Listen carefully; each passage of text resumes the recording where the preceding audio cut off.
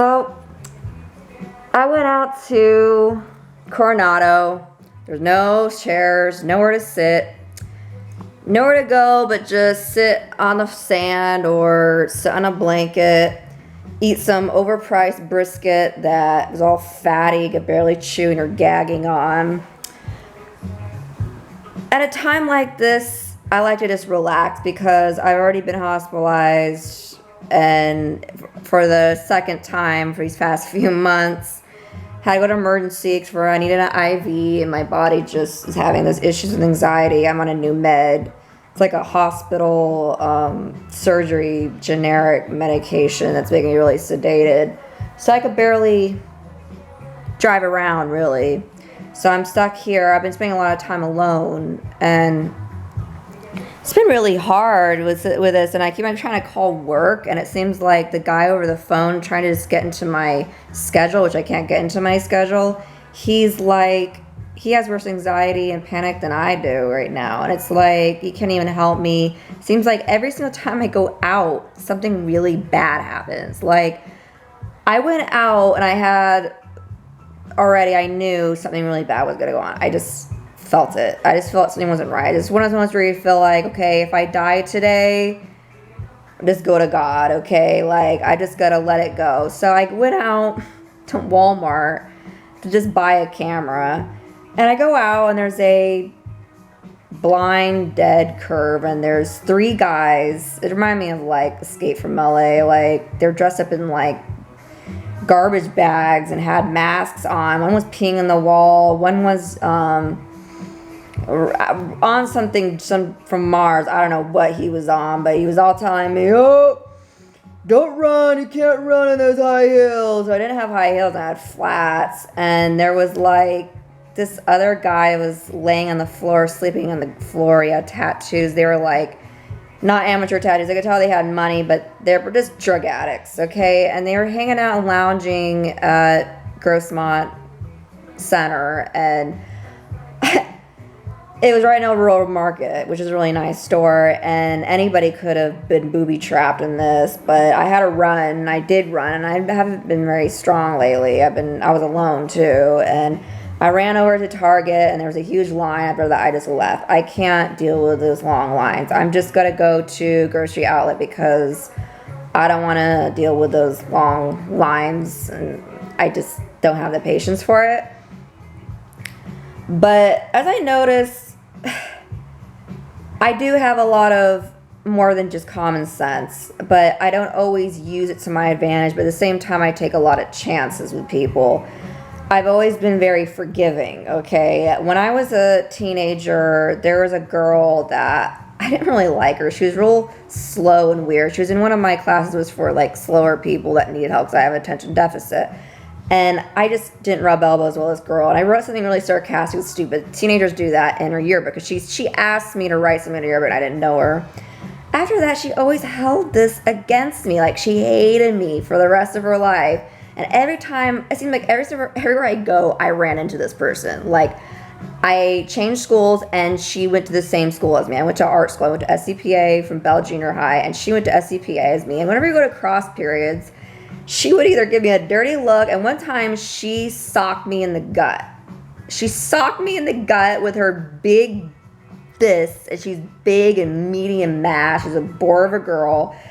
For no reason. And I just kept on walking because I was so in shock. I just wanted to go to my class and not have to deal with this weird girl. She's slow. She's like really weird.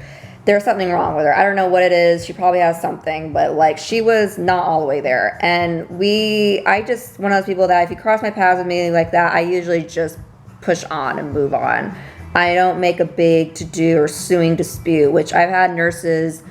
One nurse was assuming that because she saw my fashion pictures or something, and she saw how I dressed, and she thought I was like had an eating disorder when I was just throwing up, and I couldn't stop throwing up. She could see me throwing up on my Jell-O and water, and she wouldn't help me out to the bathroom. She was very bad nurse. Nurses are just humans, okay? They're like, a lot of them shouldn't be in that line of work. And even if I did have an eating disorder, you shouldn't be treating person with an eating disorder like that. Like, that's really serious. Even if it's someone's fault, you're not supposed to assume those things and automatically think that, oh, they don't need really any help, it's their fault. Like, that is really bad. And there are people who are that cruel, okay? And I've already dealt with someone that like that at a Sharps hospital, and I was like, no, okay? It was bad. And I just ignored it and pushed it because I was so sick.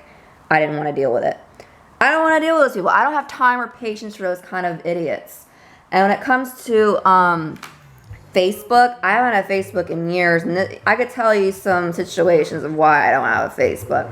There was this clown with the name Joker on his stomach. This isn't a Nissan guy, that idiot YouTuber guy or whatever. This guy had a criminal record, just came out of prison, was dating my friend, and I was stupid enough to add him on my Facebook. I shouldn't have done it. But he wrote a bunch of crap on my Facebook page for everyone to read. And it was stuff that Alexa, well, I'm going to say her name right now, stuff that she had told him that was personal. And he knew what this is going to piss me off. He wrote it on my page and for everybody to read. And he was doing this for a bunch of people on his friends list for some reason. He just did it to irritate people. Write a bunch of personal stuff up on their page for everybody to read to freak them out. And this guy had that spirit of a Joker. It seems like a lot of guys into that particular cartoon character, you know, are like mockers. They're like really rude and rough. And I didn't have a good feeling about him to begin with, but I eventually deleted my Facebook anyways. But I've had those issues on the internet. And now that things are really like cramped, people are staying at home a lot, that's when people go crazy. And I think there's a push for people to go crazy and get weird. You know, people not being prepared for a chaotic emergency, that's bad. And it says to me that, like, wonder if we go through a famine, they're going to make a bunch of imitation tomato, imitation fruit, and we're going to have to grow our own fruits and foods because people aren't really thinking about those things anymore. Those are just basic, okay? We lived on the planet for many years, for many generations, and our forefathers did these things. Why aren't we doing these things anymore? And why aren't people talking about pedophilia more? I mean, I feel like a lot of this has been too behind closed doors for too long. When it comes to incest, bestiality, pedophilia, why aren't people talking about this to their kids and warning them? Because if the more you act ignorant, ignorance is bliss, I'm telling you. When I was a teenager, I had a cousin who, he seemed pretty nice and decent. We were talking through email, and then she was sending me half naked suggestive pictures. After that, I quit talking to him altogether, okay? Like, I just stopped, okay? I've already dealt with incest. I've already dealt with sketchy situations with people, and it must be talked about because a lot of people are just going to let it crawl underneath the rug and, oh, well, they're just having fun. They're young and they're experimenting. Well, look at what's going on with Onision on the internet, all these YouTubers and people posting a bunch of videos about their relationships when we know these things have been going on for many years now. I mean, like, it's like the LGBTQ, which is basically a gang, and they're like the cops. They're a gang, okay? Gang mentality, and things are getting violent. I walked into this restaurant. It was like one of those hipster, trendy restaurants. I was going for a walk, okay? I just was going out to North Park. Okay, we all know North Park, Hillcrest. You know where your territory you're walking into right here. Girl, you better watch out. I was, you know, Balboa Park used to be normal, North Park, but now it's not so... It's not exactly the happening place anymore if you just want to chill out and just have a drink after work on your 2 days off and you just want to hang out somewhere maybe a little bit more decent.